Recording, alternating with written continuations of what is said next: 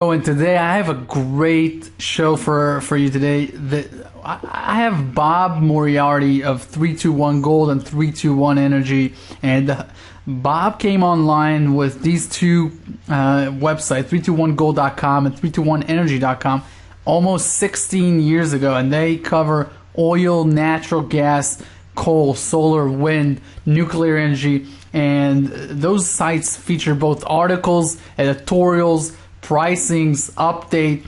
But what I really love about Bob and speaking to him prior to the interview is I learned he was a Marine F-4B pilot.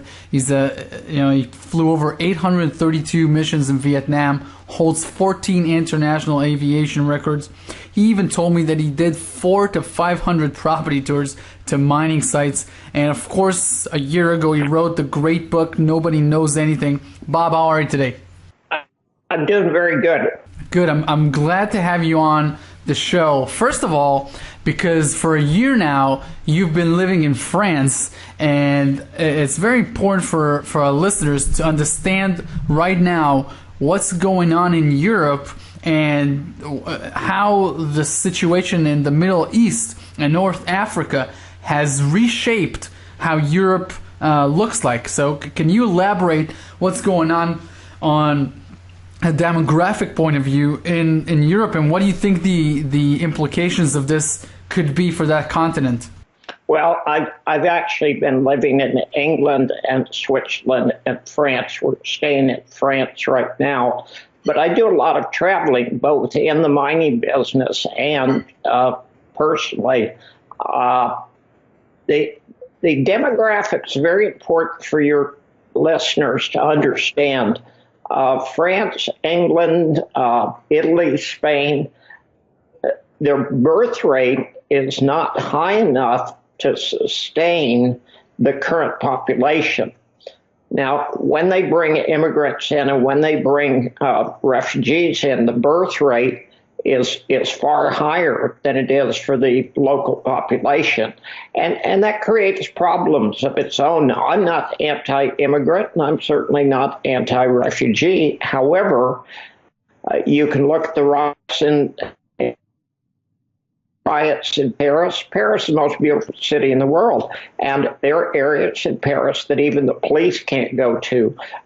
England voted for Brexit by and large because they wanted the ability to control immigration and control refugees.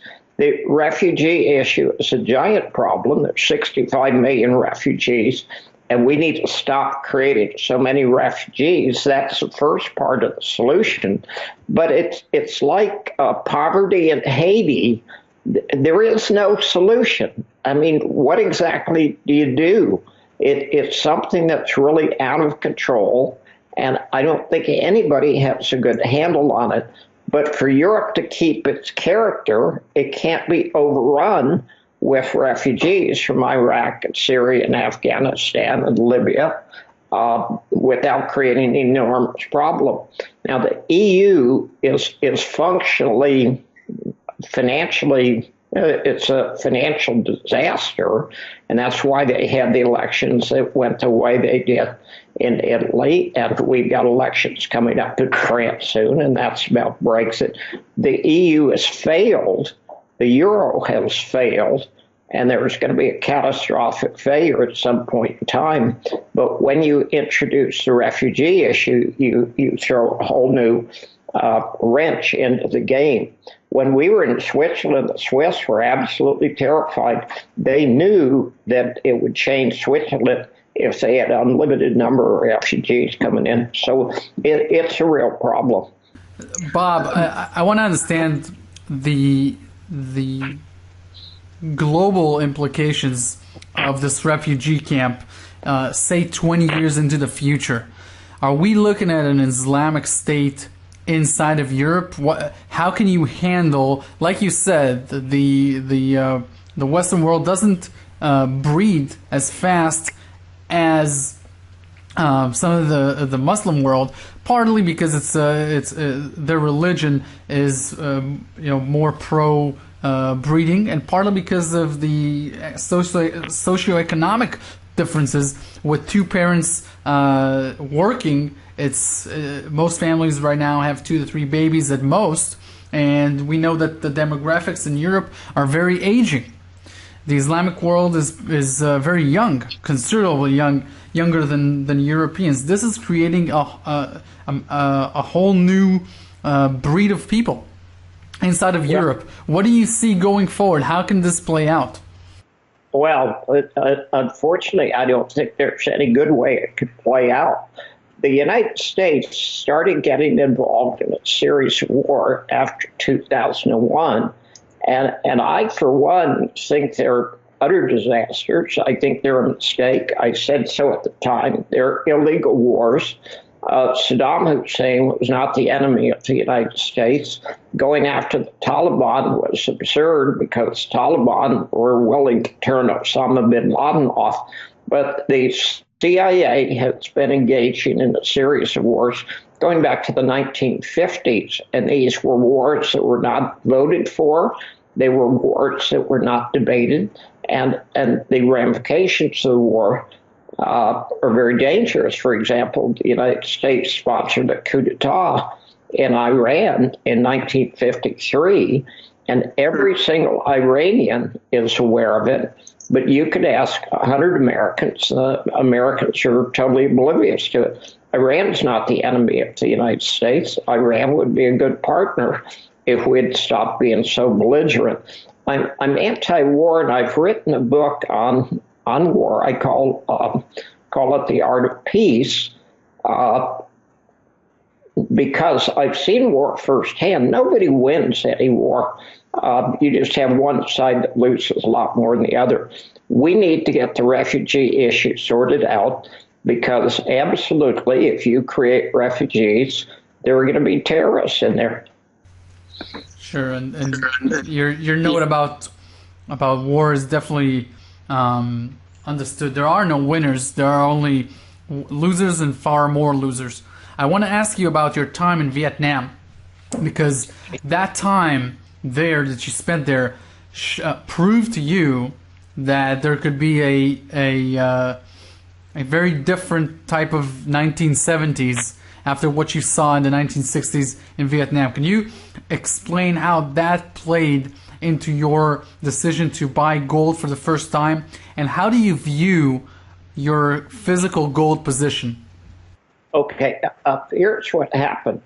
I went into the Marine Corps a week after I turned 18. I had very high scores in boot camp. My DIs put me in for flight training. This was just after the Gulf of Tonkin incident. I got accepted into flight training, my commission as a second lieutenant when I was 19, and I was the youngest fighter pilot in the world when I was 20. Now, at that time, and bear in mind, we're talking about the mid-60s, we believed what the government told us. We read newspapers and we listened to the radio, and the media literally controlled how we thought. So when Vietnam started getting hot and heavy, I got orders over there, and I got sent to Vietnam when I was 22. Now, I had an unusual career because I actually flew about 6 or 7 different airplanes while I was in Vietnam. I flew the F-4 when I first got over there, and then they wanted to put me in a ground fact job, and I wasn't interested in doing that, so I got transferred into bird dogs. And after I flew over 800 missions, I said, I've had enough combat. I don't need to prove anything to anybody. So I transferred into a transport outfit, and I flew VIPs around for 6 months. I was there for almost 2 years. Now, when you look around and you see the amount of money that we're spending, you realize, hey, wait a minute, we're not paying for this war. Now, exactly the same thing is true today. In Iraq and Afghanistan, there isn't a single tax that Americans pay that is because of the war. Now, that's scary. We got a war that we're paying for by borrowing money from China. And that's a really bad idea. So by 1969, when I had been in Vietnam for almost 18 months, I looked around and said it would be a good idea to own some gold. I was flying to Thailand 2 or 3 times a week. Gold was $35 an ounce. So I started buying gold. I'm not talking about a lot of gold. I'm talking about half an ounce or an ounce per month. I continued to buy gold and silver from 1969 up until 1980. And I was a big proponent of people owning some physical metal as an insurance policy.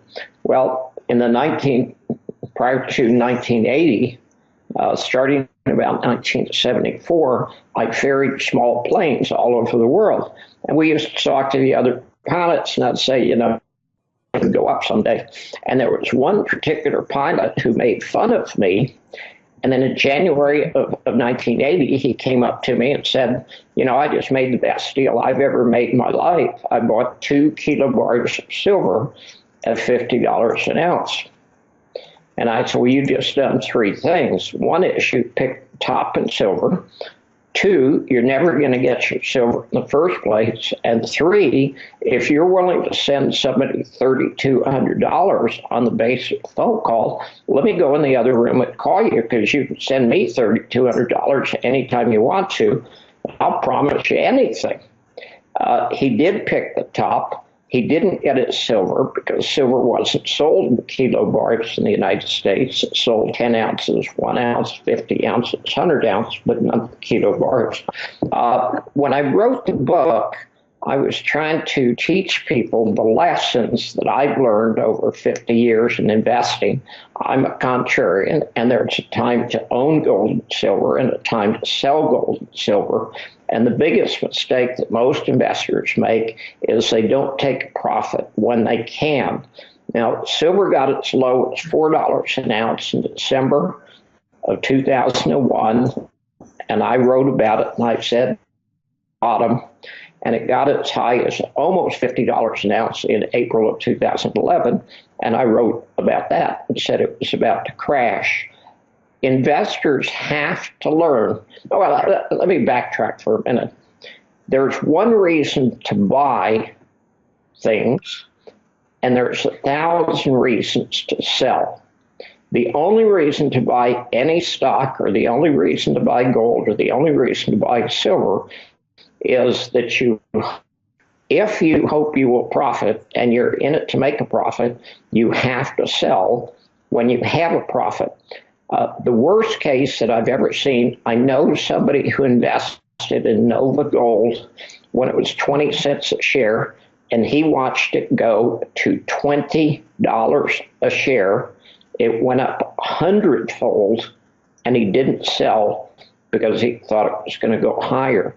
He ended up selling at $56 a share in 2008 when they almost went out of business. Gold stocks, small gold stocks in particular, are lottery tickets, and they've got expiration dates on them, and most of them are going to end up worthless. But like a lottery ticket, you can have a 500 or 1,000% return. I guess the key to gold stocks that we've found is to stick with people who've done it time and time again and are experts in creating shareholder value. So we follow those people that have proven time and time again that they can do it. And that makes it not a lottery ticket, but you're basically betting on the person and not betting on a piece of a stock. I want to shift gears with you, Bob, and ask you right now: do you own gold? Yes, absolutely. Okay, and for listeners in the U.S. who want to buy gold right now, do you recommend storing the gold in the U.S. or do you recommend that they diversify it around a few locations worldwide? What would be the best way to do it, and why own gold right now? What is the reason to own gold or silver? That's a really good question. It's about 10 questions in one. Let me try to cover one at a time. I view, and I'm not saying I'm correct, I'm just saying this is how I view it. I view gold and silver in physical form as an insurance policy.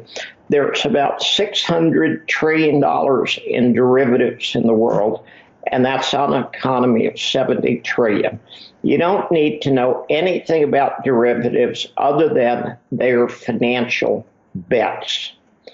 The head of the CFTC in 1998 wanted to regulate derivatives because she thought they were totally out of control when there were 70 trillion. I wrote an article in February or February of 2002 talking about derivatives, and I thought they were totally out of control at 100. The United States is bankrupt. Most of the countries in the world are bankrupt. The United States has $200 trillion in obligations going forward, and we've got a $16 or $17 trillion a year economy. I get Social Security, but a lot of people who are in their 20s or 30s or 40s are never going to see Social Security because the program is going to die. The United States is in the process of putting exchange controls in if the financial system collapses, and I believe there's a good chance that it will. You could see exchange controls put in all over the world. If you want to own gold and know that you have possession of it, you should diversify. And for American investors, they should have gold. And there's a number of ways that they can do it, and it's perfectly legal to do now. It won't be legal to do forever. And it's an insurance policy, and I think personally that everybody should own some physical gold and silver. I don't make any money out of that. I don't sell either one of them. It's just an opinion, but it's an insurance policy. You wouldn't dream of not having insurance on your home. You wouldn't dream of not having insurance on your car. Why wouldn't you have insurance on your financial situation? Sure. The way I view it is gold is money, and the rest of the paper is currency. And so it would be foolish to only own currency and not own money as a form of savings. If you're already saving, and then why not diversify into a few vehicles of saving? One that is outside the system, one that is not eroded just by printing more of it, and one that is held up throughout history. It would just seem like a good idea. And you know what? I'm very surprised that every person doesn't own like 3 or 4 or 5% of his savings in gold, just as a standard. Lastly, Bob, I want to ask you about the political situation in the U.S. about Donald Trump. He just recently won the election, and he made a lot of promises. The market is betting on those promises coming due. A lot of companies are now feeling much more optimistic about fewer regulations, cutting taxes, infrastructure spending, and to me it all seems very rosy. And it looks to me like now that he needs to make happen what he wanted to make happen, he will start feeling the Washington meals of bureaucracy taking place, and it will take him years and not months to fulfill the vision that he had for the United States. And I think the market will get very disappointed about that. Couple that with raising rates, which should slow down borrowing by these institutions for basically they're borrowing free money and then putting them either in bonds or stocks. That will squeeze the liquidity out of the market and will put prices down a little bit. The American employee right now, it takes him 27 weeks of income to buy the Dow Jones. That's a record high. For comparison, in 1980, it was 2.9 weeks.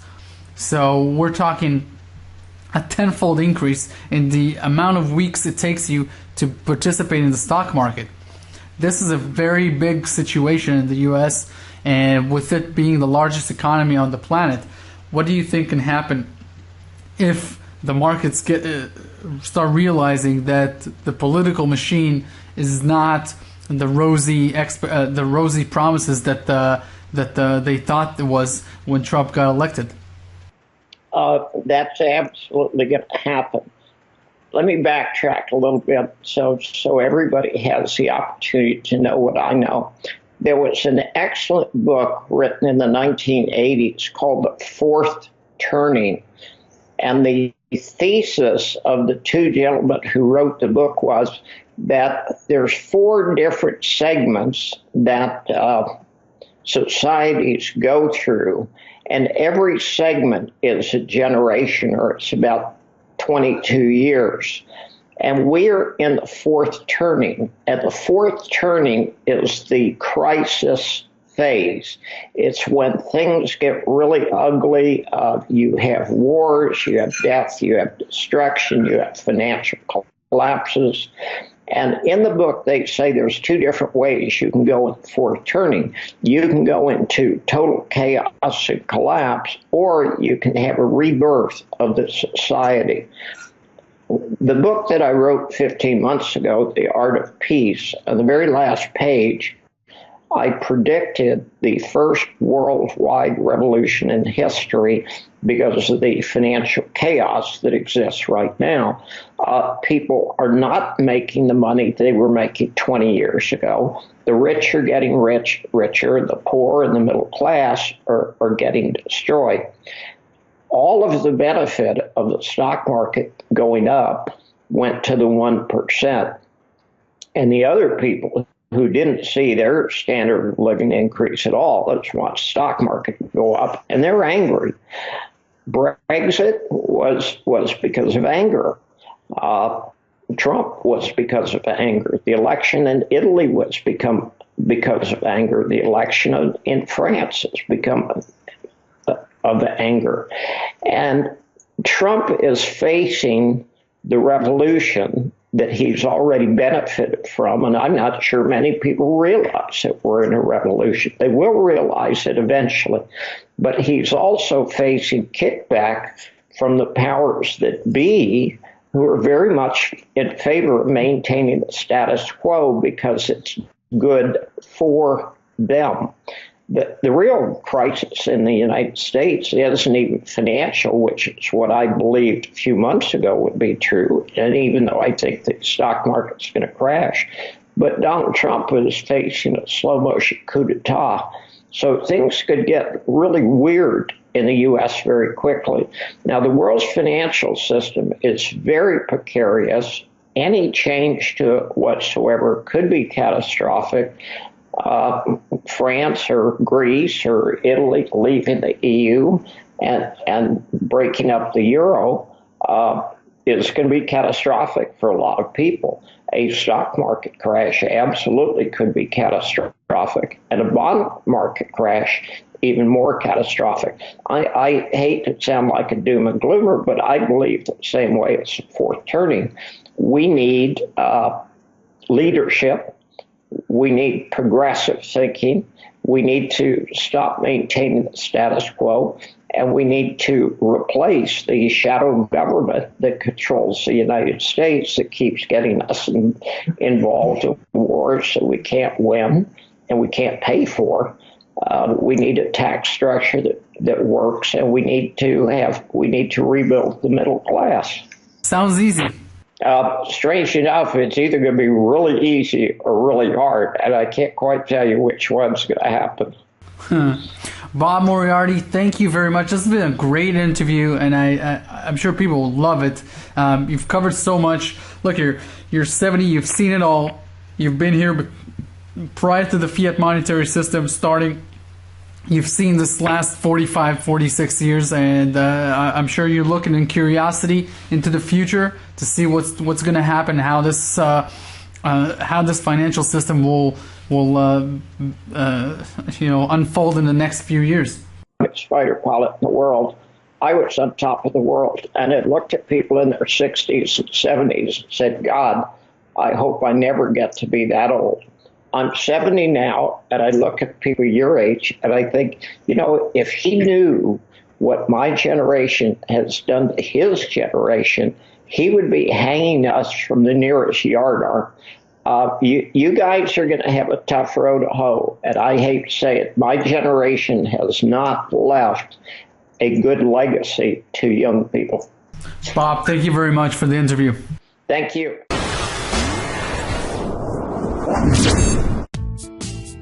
This was an important interview with the legendary Bob Moriarty of 321 Gold, talking to us from his farm at the south of France. Gold is the ultimate form of money and should be a part of your portfolio as a means of savings outside the global banking system. It's the wisest, liberating action step you can take.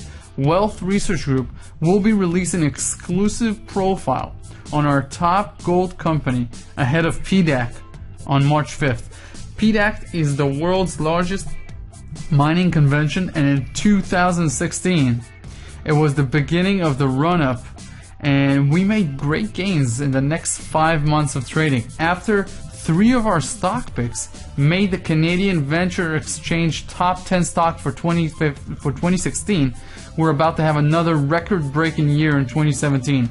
In March, we're going to focus and feature gold interviews throughout the month with some of the top experts in the industry. Stay tuned, and thanks for listening.